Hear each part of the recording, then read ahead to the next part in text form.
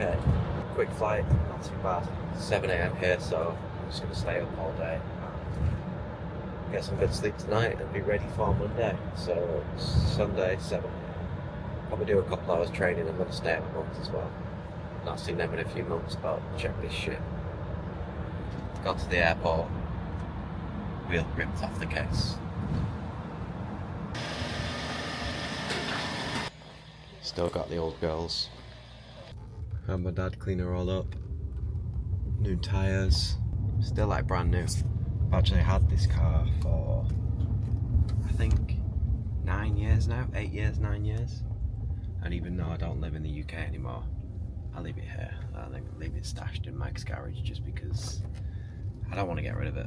Also, I'm still trying to figure out this Osmo because wherever I start pointing it, it's like the tracker on it doesn't know where I'm trying to look at.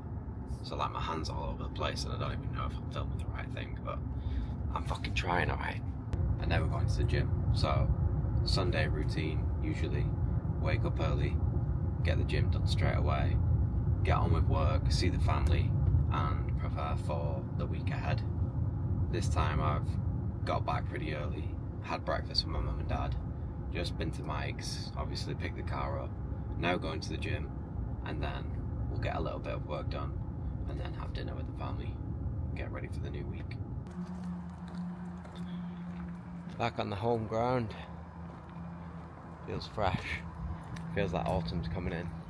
Favourite room in the building, obviously the gym. To be fair, it's been kept quite well.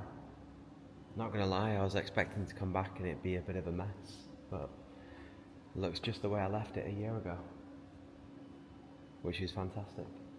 But yeah, love this space. 247 gym, where 247 was built, how we built it into the ethos and the methodology of the brand, having coaches training every morning, having our athletes in here, having the whole team getting after it 6 a.m, even through the day, lunchtime, dinner time, and just seeing like everyone go out and fucking crush races. Like a lot of the team are doing 10Ks and marathons, half marathons, high rocks doubles together. That's the shit this is about, man. That's the shit we're building here. It's like, can we leave an impact on who is around us, who our team is, and inspire those who follow us and watch us and see us on YouTube or do whatever, not even buy the clothes, just the people that see what we're doing. Like that's what even this YouTube channel is for. That's why I'm talking to this camera right now. Like, you know, we went to New York last week and put a little 247 run on, and you know, like 100 guys come out and half of them come up and they're just like, shit, this inspired me to do my first high rocks. I'm now doing a marathon. Like the way 247 is the way I live my life, and the message you portray is like how I live, and I need to start putting that out more. You know, I used to do it so much and I thought it got a bit repetitive, but that's what people want to see. So we're back in the building.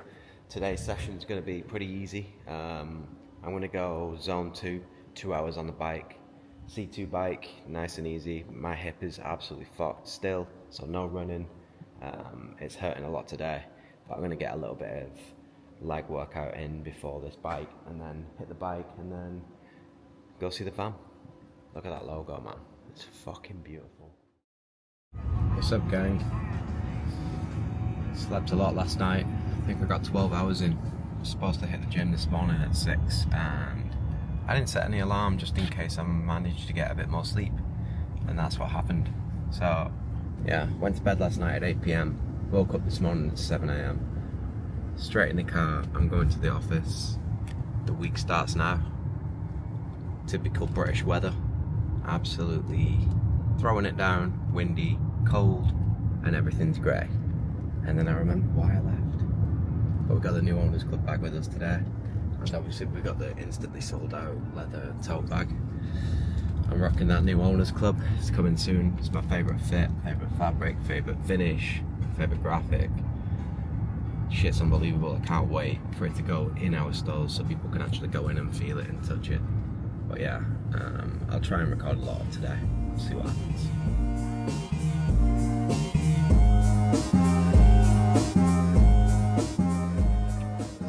We'll we're cooking. I'll probably take you through a few of the meetings that we're going to have later on this afternoon, but just catching up with a lot of shit this morning and stuff that I can't actually show you or talk to you about, so it's not getting recorded again. But yeah, shit's going.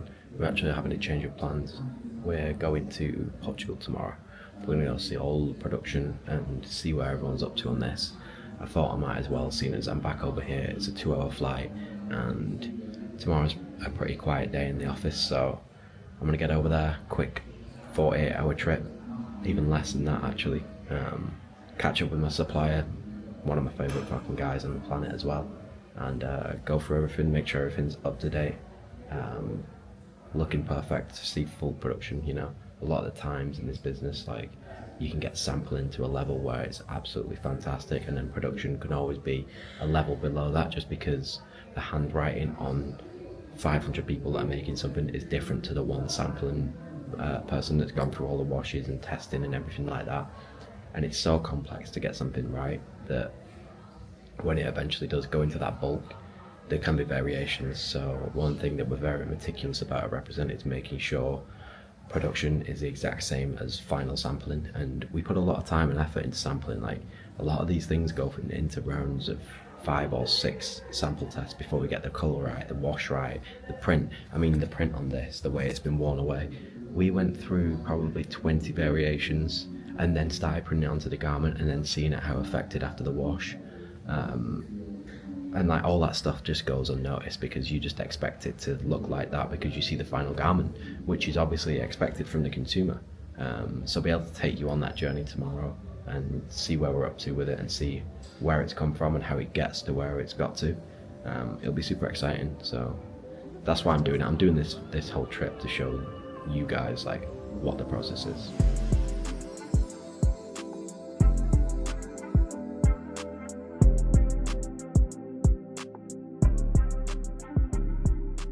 Before when I dropped 2 look, but so hard. Shit. So because I'm based in LA, there's a little team in LA, but most of the team are based here in the HQ. We use this thing called Miro, which is like an online app that's live that you can drag and drop everything into. It's kind of like a huge whiteboard that is a working document, and you can see who's on it live time, like what's going on, the changes. So currently right now I'm building out like a brand guideline because there's so many new people, especially in like the social and content team, that don't understand yet the language of the brand, the tonality, the color palette, and like how everything gets displayed. And really you only learn that with experience, being with each other, and because I'm not here all the time, I can't relay that message constantly, apart from when I'm on calls, which still is very different. So this board helps really well. So like right now I'm doing a mainline guideline and a 247 guideline, and you know, I'll put my mission and my values in here, and like the manifesto that we live by when we're creating product, how we show up, how we be the best, like what is the mission. Down here, like, I'll talk about the logos, how we use them, the tagline, tone of voice, like the positioning of the brand, like what sports we're involved with, how we shoot and style, like what are the templates of things that we're using consistently, why do we collaborate with other brands. You know, like 247 for me, when we're collaborating with other brands, they must specialize in something that we don't do, or we're not in that realm yet, so we can learn from them, but also we can provide to our customers something from us that we're not the best in the world at. And in sportswear, especially like performance, with 247, like the top end shoe is something we've been developing for quite a few years now, but we're nowhere near ready. Whereas like Puma can offer us that DV8 Nitro, and because we're grounded with Hyrox and they're the Hyrox sponsor and that's the main shoe of Hyrox, like it made so much sense to do that shoe. And then, you know, like dragging things in, like the palette of the brand, I've always used flat white, never done optic white. Like that's a rule of thumb that everyone in the brand should always know, like nothing's ever optic white. That shoe palette is flat white. So, you know, just dragging and dropping things like that just constantly and making sure the consistency's there and we don't go away from our values so much. But that's not to say we won't do other things and we won't try new colours and we won't try different ways of talking and tonalities and content and all that kind of shit, because you've got to do that to be progressive. Look, the whole world is changing now, social media changing, like the whole Gen Z generation of like TikTok is completely different to what I grew up on with Instagram, and we're so far behind on that, and we probably could be a lot bigger than where we are now if we targeted those consumers and made that type of content. But then at the same time, it's like I want to stick to my brand values and DNA and like how we display things and the polished look of our campaigns. And even doing this YouTube is quite hard for me because I like things to be polished, I like things to be perfect, and this isn't. This is like DIY, but it works. And as long as we can keep that balance of maintaining the brand positioning and our luxury aesthetics and the product being the best fucking quality in the world, which I still believe is the number one thing about our brand, then we'll start throwing in things like this. But yeah, if there's anyone on TikTok who can help us, I would appreciate it. Other things I'm like quite anal on is like how a grid of a lookbook should look. So set dimensions, like where the feet of the model should be compared to the line in the floor, where the actual camera should sit, and then like top of head for the model, and then where the top of the Instagram dimensions will sit compared to the actual full frame of the photo. Over here we've got like just a few very basic styling tips, like always making sure there's no black socks with white shoes, always make sure there's ruching on the socks, never like untuck the chains unless it's necessary. The angles of the lookbook when we're shooting for wholesale, like this is a fall winter wholesale shoot, so you guys won't actually ever see this, but this went out in, I think it was June last year. But shot 1, shot 2, shot 3, how they should look, how they should stand up together. And maybe I am a little bit OCD, but I like things to be very consistent. Quick update, it's 12:30. We've gone back to Mike's house because we've got initial fall winter launch, which is coffee and the black real tree. So the coffee wash is like so much process gone into it. It's like really dark brown, but it's all burnt out in areas. And then the black real tree is a very, very dark version of real tree. I love wearing real tree, but I feel sometimes I can't pair it with darker colours, so I've made this one so you can put it with your blacks and your dark greys and stuff. But the reason why I'm at Mike's is because he's got the ultimate floor set up for the lighting. So in this lounge, he's gone for the Forecrete, which is the concrete we use on all of our store fit out. So you'll see it on the walls, the floors, the ceiling. Shit's super expensive, but it looks insane, and it's the palette of our flat white colour, which is the brand DNA. So he has this in this room, and then he has a full glass corner window, so has the best lighting, best natural lighting. So that's where we do our floor concrete shots. I'll show you. The room's not finished yet, but same couch as I got in LA as well, because he loves that thing. These garments are sick. The work is done. We finished up in the office about 7 p.m. and then didn't get my session in this morning, so quick little hour on the bike. We did one of the workouts that Jake gave me whilst he was injured, which is 5-minute warm-up, 5 by 30 seconds hard, 30 seconds easy, and then 5 by 5 minutes hard, 5 minutes easy. So it's like just under 60 minutes of work. Smash that out and then head to my mum's for dinner. Alright, we're up early today, 5:30, hitting the gym. It's still dark out, it's raining, it's sideways, it's fucking freezing cold.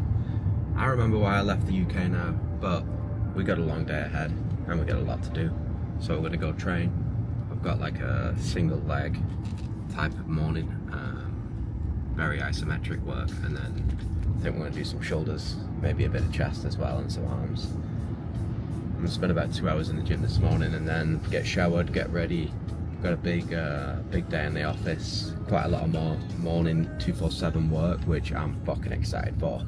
Tom, who is our 247 head designer at the moment, well, I say at the moment, hopefully forever, guy came from Adidas, really big hire for us, and he just gets it. He just gets me. He just understands how I want things to fit and feel, and he sees the market direction, and he sees the trends that I love, and he puts these concepts together and these garments together that blow me away, which is fucking unbelievable.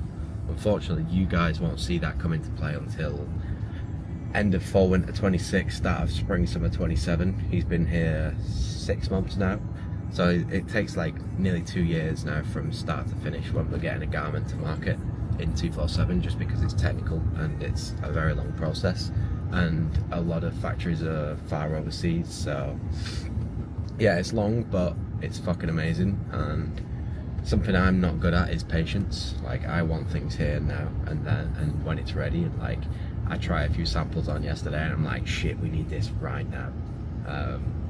But I can't get that. And I guess it's something that we call like aggressive patience. It's like getting it done, getting it in, making sure it's right, but still having the patience to understand that it's going to take this long. But just knowing it's coming is what excites me, and knowing we've got that progressive, like, pioneering element in the brand, especially through Tom. I'm so excited for that stuff to come. But yeah, come with me today. 8:11 a.m.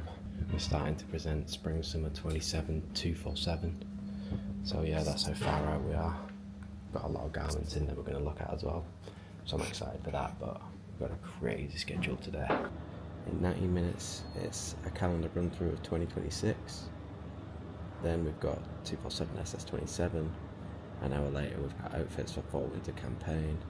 Then we've got a 247 colour strategy meeting into a tiering and 2026 marketing calendar meeting, which will follow on from that first calendar meeting, and then into a 247 weekly catch up, a Heaton review. That's basically all the stuff that we do, which is more quick and separate to the main line and 247. It's just stuff that me and Mike are liking or wearing that we want to put into the collection, like the Heaton denim or like the MH t-shirt.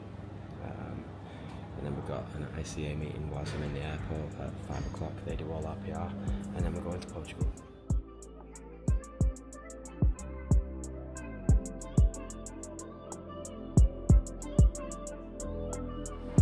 Flying out in about an hour, a little bit of a delay, but got everything done today. Didn't stand up for more than 5 seconds, just meetings from 8 to 4:30. Then I'm here now, 6 p.m, got a little delay. Should get to Portugal at around 7 or 8 p.m. Alright Ben, what's going on? Where's the burger? I think it's this guy here on the bike. Smell it. Where's the burger? Thank you, bro. Alright, so the room's not too bad. But a guy who owns a driving company, who works with Marco, has his own burger company. And he's made like just set up a few pieces. Bathroom's alright. Still can't use this fucking gimbal thing. He has his own Five Guys sort of burger spot called Crave. And all of the chips are very small. I ordered some on Uber Eats to get to the hotel when he drops us off, so we're going to give it a little burger rating. This one is actually a truffle burger. Smash. So, Mike Malak, if you're watching this, I'm going to rate a Porto cheeseburger. Looks quite moist. I mean, it's a double smash. You can smell the truff. It's pretty strong. I think it's like American cheese. I don't know what else is on there, but we got some mayo. But the meat tastes good. The meat tastes really good. Shit, it's fire. I don't know. I don't eat many burgers, but shit, this tastes really good. I don't start eating burgers more, man. Good morning. 6 a.m. I look pretty fucking tired. Slept through the night. Not too bad. We've got a little stack here for the morning, which I'll show you. 500 milligrams Cadence sachet. A little black coffee made in the little kettle underneath. Tiny bottle of water that they gave us. And the Old British Classic Squares bar. This is going to power me through a little 1 hour workout that I've got with Marco, who is my supplier that we're going to go and meet now. And then we're straight to the factories. Might try and get a sauna in because I know there is one here. Or I'll do it tonight before we go for dinner. We're in the hotel gym. Me and Marco are doing 2 20-minute EMOMs. It's a bit strange, but 30 seconds hard on the bike. 30 seconds easy. Then we're going into some bodybuilding stations. We're halfway through.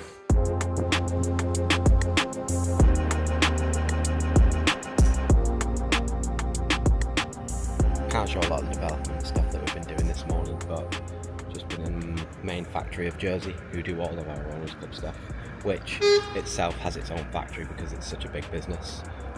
Checking out all the new Owners Club stuff for next year. It's absolutely beautiful here in Porto today. I think it's going to be around 30 degrees, so it's going to get hot.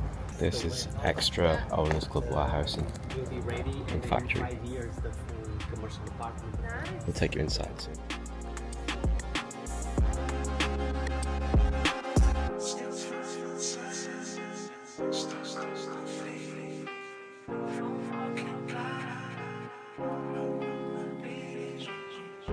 We're in the Owners Club factory. I think this is around 50,000 square foot, just dedicated to our Owners Club line. Obviously it's a huge part of the business, but what we're doing with that is something new and something different compared to what it was, because you know, it was a logo and it was a garment. It was a hoodie, a t-shirt, a pair of sweatpants, and a random sweater or long sleeve that didn't really come into the mix too well.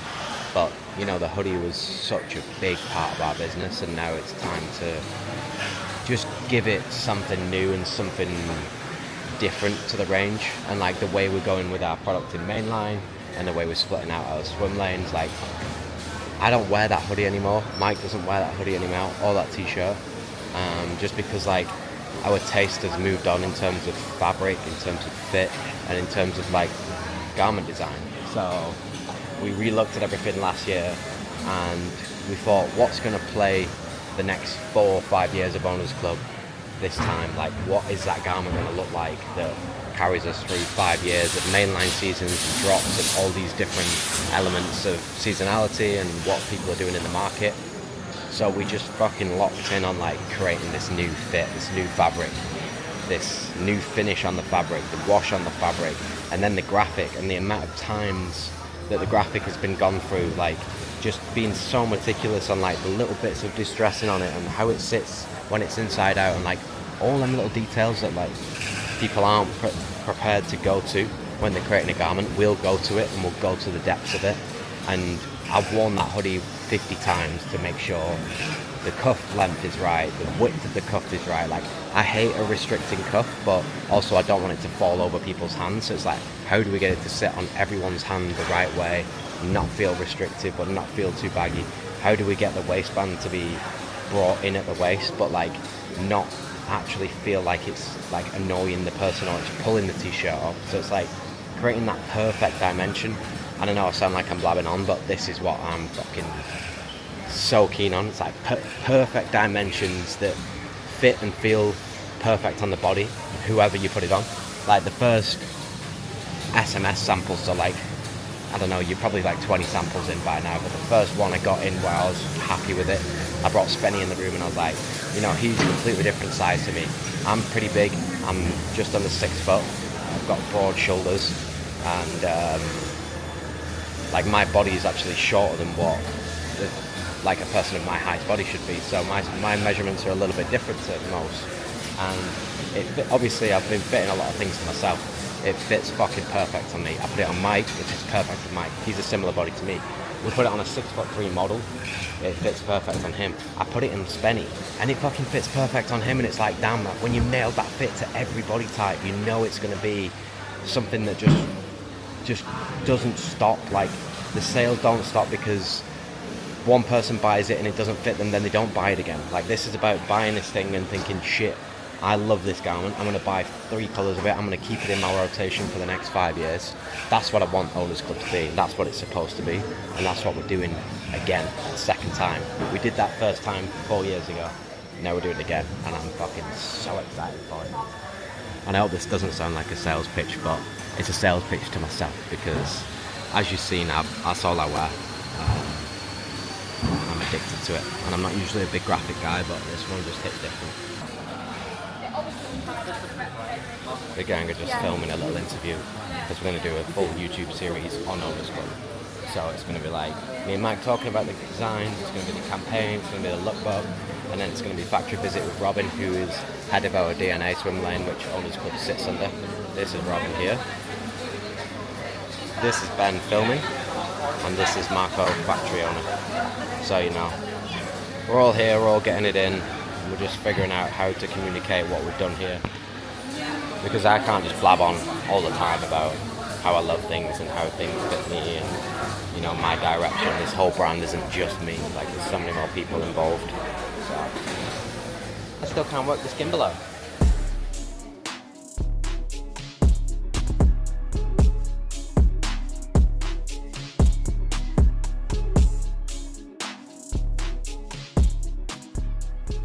you've been to print houses before or you've seen print houses on production videos, they're usually an absolute mess because there's so much ink and paint and discharge everywhere and cotton and threads.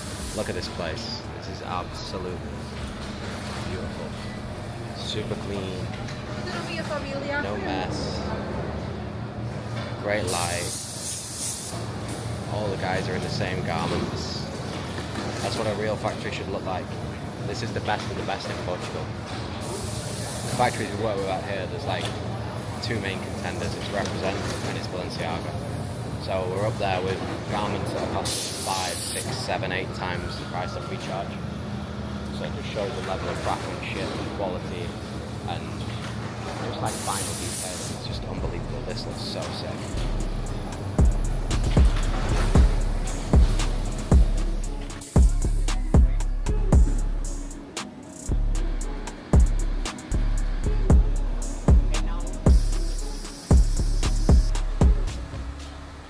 Alright, that's 4 factories done.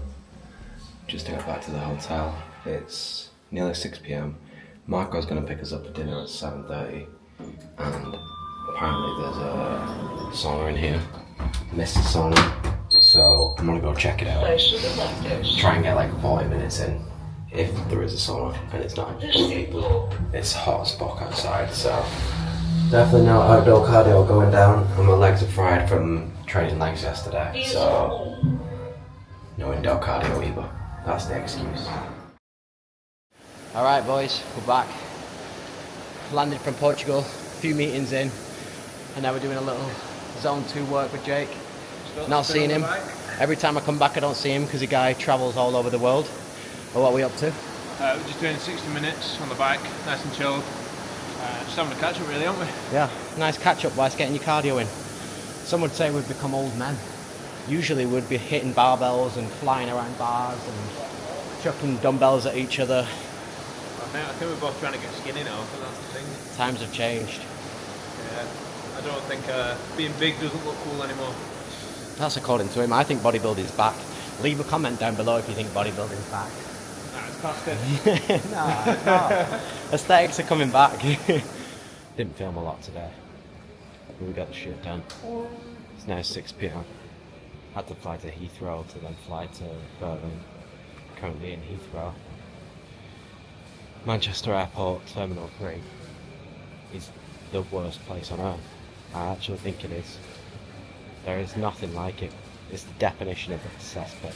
But yeah, Berlin tonight, get there around midnight, hit the sack, wake up tomorrow, 247 run, 247 Q&A, and then probably just do a little bit of work and explore around the city on Saturday afternoon, as I'm not doing the marathon on Sunday. So back to LA then. Well, after what could only be described as probably the worst evening of travel, that just took 9 hours for a 2-hour flight. And I lost my case. Well, British Airways lost my case, so I can't do the run in the morning. I've come here, I've got no running shoes, I've got no other clothes, I've got nothing, and they won't let me get my case until tomorrow evening from Berlin Airport. And then I'm going to go back to LA at 6 AM on Sunday morning, so not the best of luck, but look at this room. This is huge. Absolutely beautiful as well. Soho House, Berlin. All to myself. Anyway, I'm going straight to sleep. I've had enough of today. It's not been the best. So I'll catch you in the morning, see what we can do.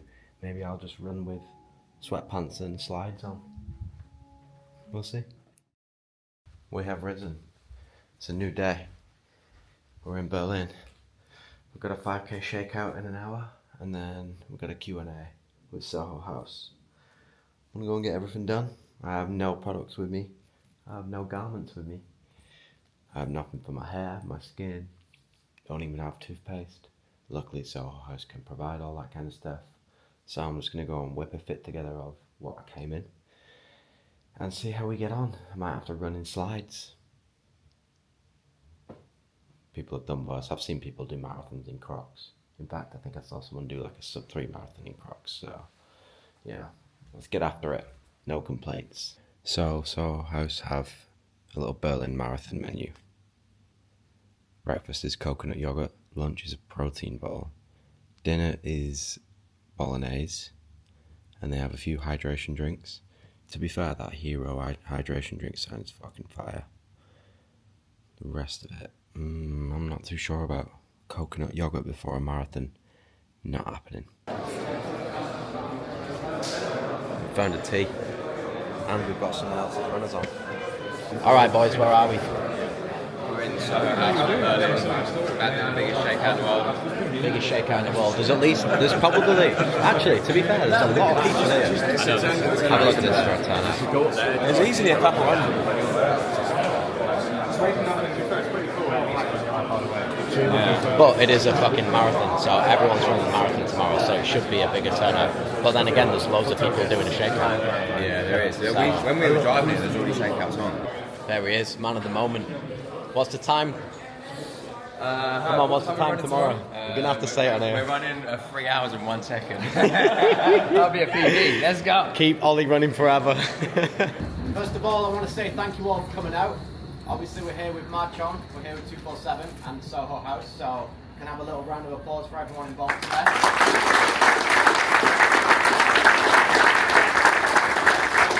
I think it's sick as fuck that we can get a crowd this big when there's so many run clubs on and so many established brands doing things. So, appreciate you all for coming down. And who's actually running the marathon tomorrow? Can you put your hand up? Fucking everybody except me. Go out there and enjoy it. Have fun. Go in for a time. Kill yourself. That's what I usually do. It doesn't work. I'm going to hand over to Ollie over here, and then he'll hand over to her, and then we'll get ready.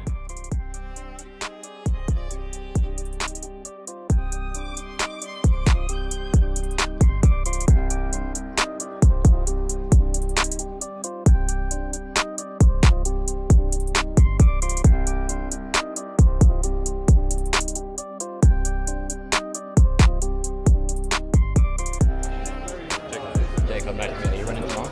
No. Okay, let me see this tap. Everyone's bought in, boy. Forever. On a mission, baby. Forever.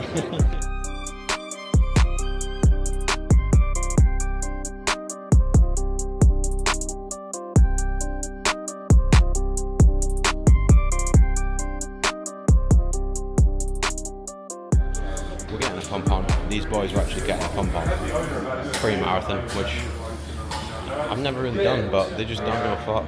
Look at the size of this guy. Pull-ups, bench press, rows, biceps. Guess that's the life, innit? Just forever training. Going for a nice little evening walk. Gonna go meet Ollie, get a steak near his hotel. It's been a good day. We did the run, we did the panel. I got some work finished, we went for lunch. I went to the gym, and then I went to the gym again to do some bike, and then I went to the sauna, and now I'm out. I'm still in the same clothes, because my case never arrived, which means I've got no boxers on, and I'm wearing the same socks that I've been wearing for 2.5 days now, which is interesting, but nothing I can do about it.